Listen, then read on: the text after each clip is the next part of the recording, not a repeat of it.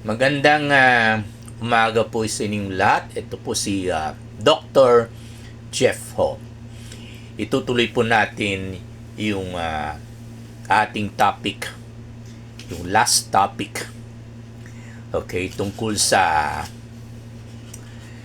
pag-abuso ng China at ang kaniyang mga criminal nationals against sa Pilipinas at ang ating mga beloved Filipinos.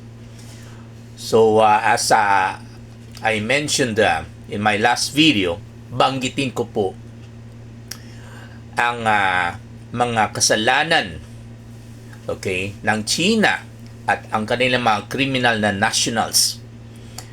At ang number one dyan ay walang iba kundi yung paggawa ng droga sa China at tinapon dito or ginagawa dito mismo sa Pilipinas. Okay? Sila po ang dahilan kung bakit marami po mga drug addicts na sa totoo lang po, itong mga addicts ay considered victims. Hindi po sila criminal and they are presumed to be innocent. And they should never be presumed to be rapists.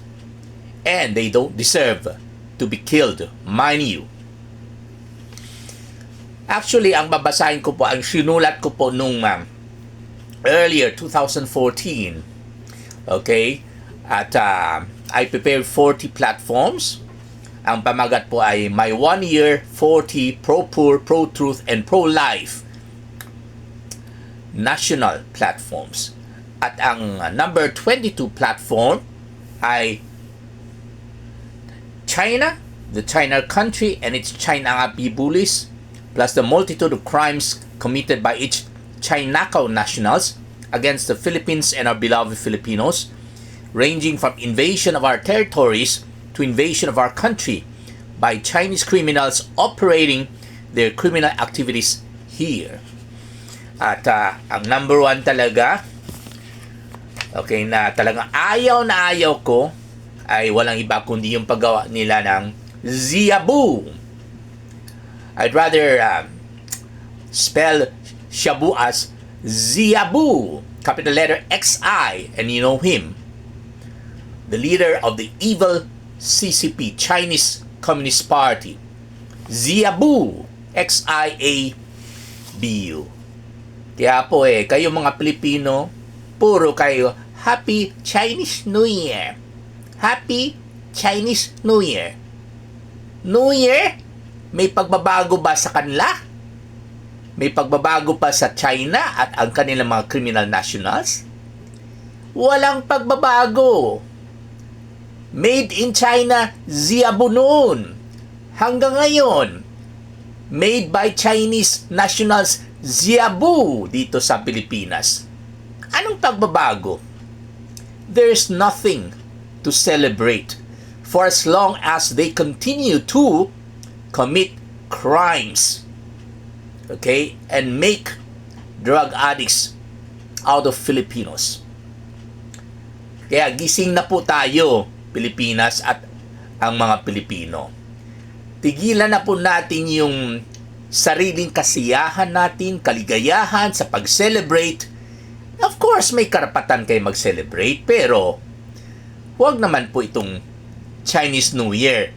At pag mag-celebrate po kayo, talagang true to its words, New Year. Dapat may pagbabago. Wala naman patuloy pa rin ang ginagawa nilang kalokohan ng China at ang kanilang mga criminal nationals dito sa Pilipinas. Okay? At babasahin ko po yung tungkol sa ginawa nilang droga. Ito po yung mga kinuot ko sa mga reliable newspapers natin, no? At may mga specific dates pa. On March 2016, a Shabu laboratory was found in Timog Subdivision in Angeles. Okay? Hindi ko na sasabihin ng mga sources, pero sa umpisa, may babanggitin ko po mga sources, baka makulangan po tayo ng oras or minutos because I'm only allowed less than 13 minutes sa ating video recordings para ma-post ko po sa Facebook. Ito po ay galing sa Inquirer, November 16, 2016, page 8. And on May 2016, kanina March 2016, ngayon May 2016, a Shabu lab maintained by Taiwanese nationals was busted in Angeles City. Iba na naman ito, no? So, Taiwanese nationals kuno. Pero wise masyado itong mga inchi galing sa China. Hindi nila banggitin galing sila sa China. Sasabihin nila galing po daw sila sa Taiwan kasi kalaban ang Taiwan at saka China. Kaya hindi lahat na nababasa po natin o sinasabi ng mga criminal na inchik ay totoo. On July 11, 2016, ibang petsa na naman ito, a government raiding team arrested 4 Chinese nationals na naman, aboard a 50-meter fishing vessel that allegedly served as a floating Shabu laboratory sa Subic town in Zambales province, no? And seized from them a plastic bag containing 500 grams of Shabu. 500 grams lang ba kaya? Ha? Biro mo, nasa fishing vessel. Ha? Malaking fishing vessel to, 50 meters. Doon po ginagawa ang Shabu ng mga inchik. Kaya tawag natin sa kanila ay floating Shabu laboratory. Chinese New Year pa more? Gising Pilipinas at ang ating mga Pilipino. Then, ibang petsa naman, on August 5, 2016, a Shabu laboratory was discovered in Barangay Malabanyas in Angeles City. On September 7, 2016, iba na naman petsa, iba naman laboratorio, iba naman lugar. A Shabu laboratory was discovered in a warehouse inside a 4-hectare piggery in Sitio Cabayong Sarul, Barangay San Ildefonso in Magalang Town, Pampanga, where 7 Chinese nationals na naman were arrested. Galing po ito sa Manila Times, November 15, 2016, page 7 and 8, as well as Philippine Daily Inquirer, November 16, 2016, page 8. Alam mo po ninyo bakit ang mga Shabu laboratory ay ginawa nilang Babuyan, Piggery?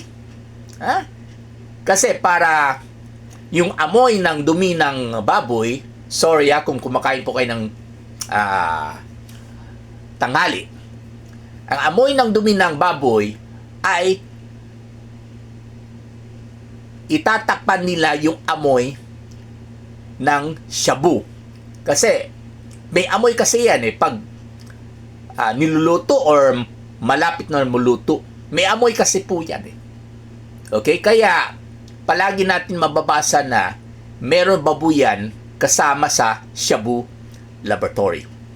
Ibang petsa naman, on September 22, 2016, a Shabu laboratory set up by Chinese suspects at the foothills of Mount Arayat, Pampanga, and capable of producing 400 kilos of Shabu, araw-araw, was discovered.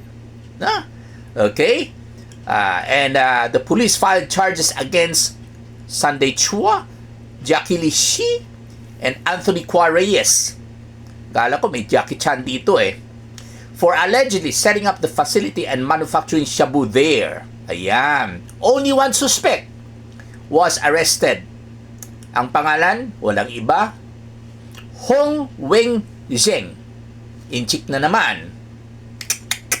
Ibang petsa naman ito. November 4, 2016, a police arrested and confiscated from 2 Filipinos 20 kilograms of Shabu worth 100 million pesos were also implicated in the murder of a Chinese national, Hua Tianxi, who reportedly failed to remit drug money. Both Filipinos were big-time distributors for the so-called Binondo Connection Syndicate, said to be run by, again, Chinese nationals. Identification of Chinese nationals were also recovered from the suspects. Hay nako. Then on November 8, 2016, a motorized boat carrying policemen and soldiers to a reported Shabu lab on Tikling Island, Matnog, Sorsogon, capsized after being battered by big waves. Papunta pa lang sila doon, itong mga pulis at sundalo. Meron daw Shabu Laboratory sa Tikling Island, Matnog, Sorsogon. Ibang petsa naman ito. November 12, 2016, a Shabu Laboratory and Warehouse was discovered in Barangay San Juan in Apali Town, Pampanga, where 4 Chinese nationals na naman were arrested. Then again, on November 15, 2016, 4 Filipino warehouse caretakers lang sila, were arrested with 45 kilos of shabu, worth 225 million pesos, minus their Chinese boss, who was tagged as one of the big distributors of shabu in Metro Manila and nearby provinces. Hay nako, kawawang Pilipino. On November 21, 2016, 4 Chinese were arrested with at least 600 grams of shabu worth 1 million pesos and 1.7 million in cash believed to be proceeds from illegal drugs. Inchik na naman. Okay, then, in a court decision dated November 22, 2016, a Chinese national and a Malaysian national were sentenced to life imprisonment. Chinese national na naman for selling 423.3 grams of party drug ephedrine worth 1.3 million pesos. Then on November 26, 2016, a shabu laboratory set up by Chinese nationals and estimated to produce more than 9 tons of shabu each month in Virac Town, Catanduanes was raided. 4 Chinese nationals were reportedly freed before the raid. Aba! Binitawan ang mga inchik bago mag-raid. Ano ba yan? Ay, nako. Ano ba ito? On December 15, 2016, 6 persons, 4 na Pilipino pero may 2 Chinese nationals were arrested in Caloocan and who worked as drug ring managers for a big drug syndicate led by a big boss Chinese national naman who lives in China. Anyway, itutuloy po natin itong tungkol sa kanilang kalokohan sa susunod po natin na video. Maraming salamat po.